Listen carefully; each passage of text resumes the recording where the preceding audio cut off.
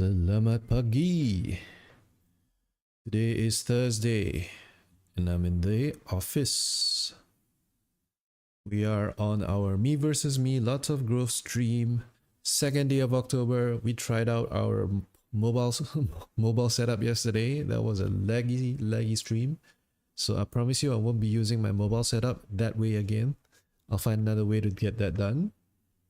But in the meantime, we are here today to, number one, report what happened with our trade yesterday. Number two, get ready for our trading today. And number three, say hello to everybody here on stream. So let's get on in straight to our scorecard. Now you can see yesterday we completed our habits. I did finish my book read yesterday. So we're at a high percentage. And 93. Today is Thursday. I went to bed late last night. I didn't get a full score on that. Me versus me, we're doing that now. We're 75 again right now. Stress emotion levels. Okay, let's recap what happened yesterday. Let's go to the screen here. So over here, I was on stream talking about, should I go in London, should I go in Asia, should I go in Asia, should I go in London? And I was in two minds about it, and then I realized at the end of the stream I should go in Asia because this was a similar move to the ones that was in the ones that I did hesitate again, like this, which means that it will TP before London comes around, and then when I go in for London, it may then whip me back down the other way. So that was the reasoning for taking this trade. And emotionally throughout the trade, I was quite balanced. Even after this candle turned out to just fill those bodies and tap the high again, and then the price came back to touch the Aqua MA, I was kind of balanced. I was kind of anxious, like, hey, when it does go and lock below and stay below these levels, I will have to then react and it will then go into a seller. We'll talk about the seller later, but it didn't, and the hour closed there and London happened, boom, and then the second hour London, we caught the take profit.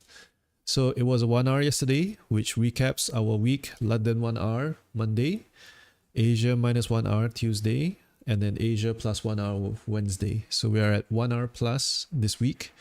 Let's look for one and probably two more and close out the week at 3 hour. That would be very ideal. But we do know that now our market conditions have slightly changed. Now let's go back to our scorecard. I see some of you might have got carried away with, oh, let's go into the analysis. Let's go into looking for the right entry, yada, yada, yada.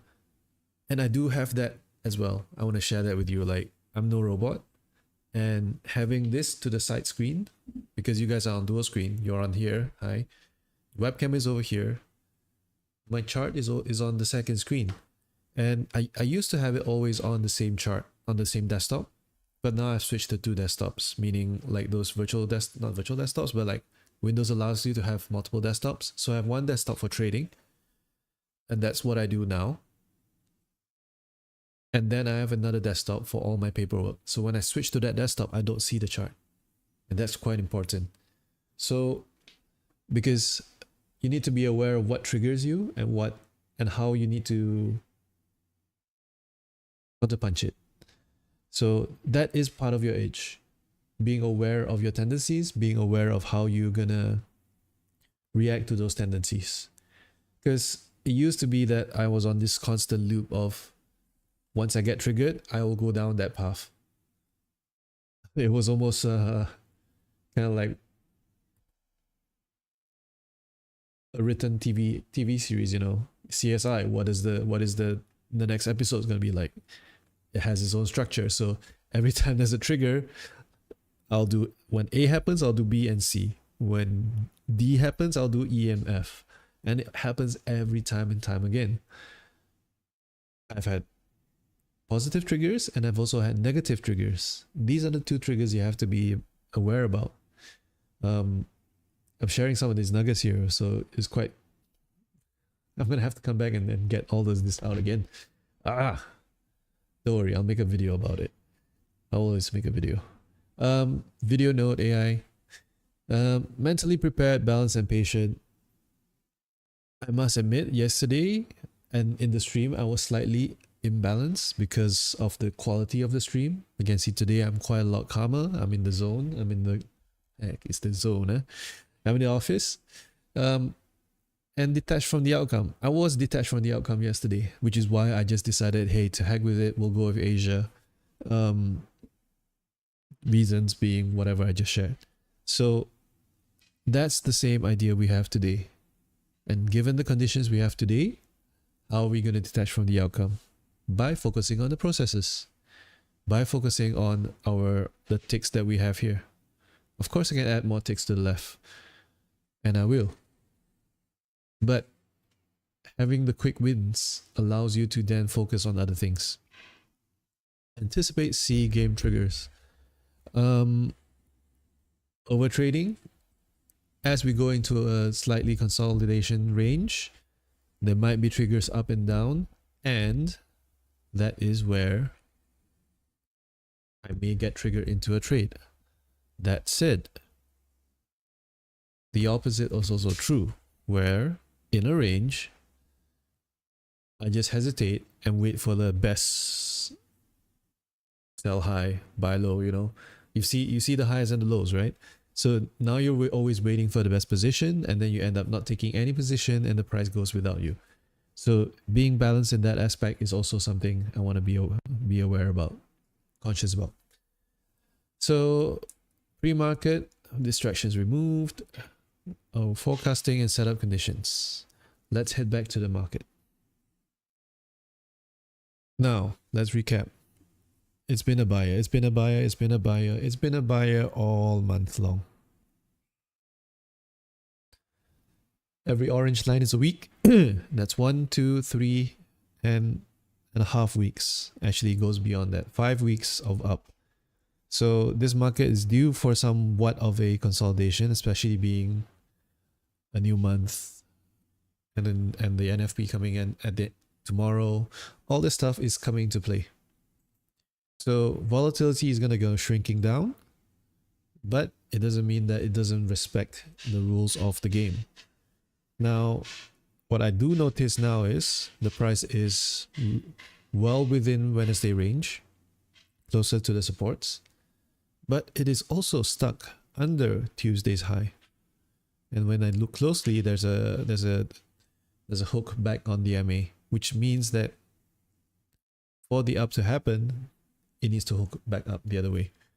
And for the up to really continue, that's what that would mean. So, which leads me to believe now that we're into a seller mode today. The question is, how high are we selling? As it is here, we're under the high, and we're looking for Asia 2,200 points or 220 pips, and that will lead us to somewhere around this area, 38.41s, assuming we enter around 38.63. However, the stop loss would be going up to 220, which is up to 38.85, 38.85, 84.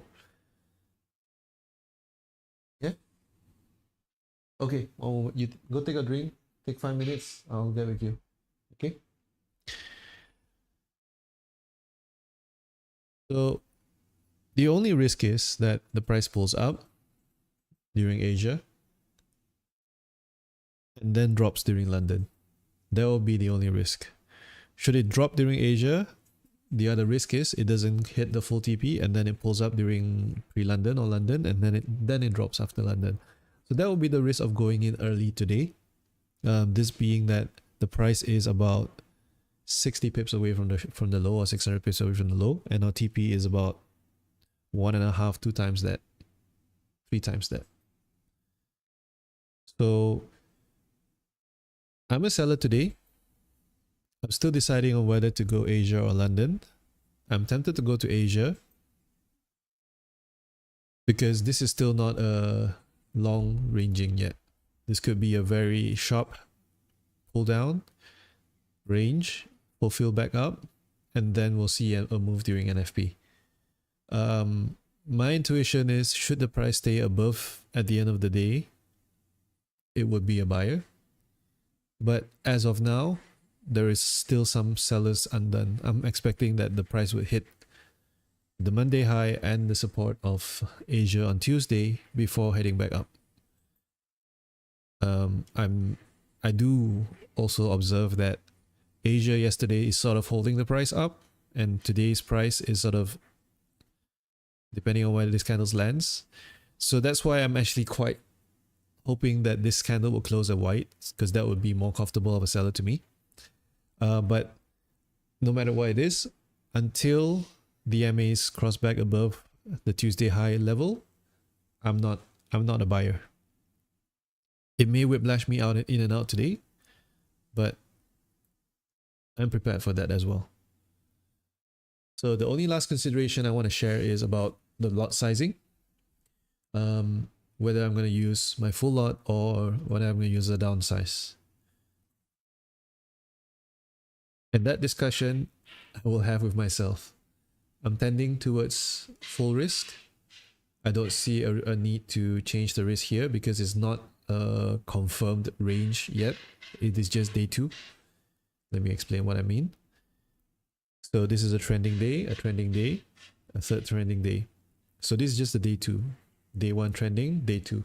So day 2 could really flip. And this day is actually a flip day.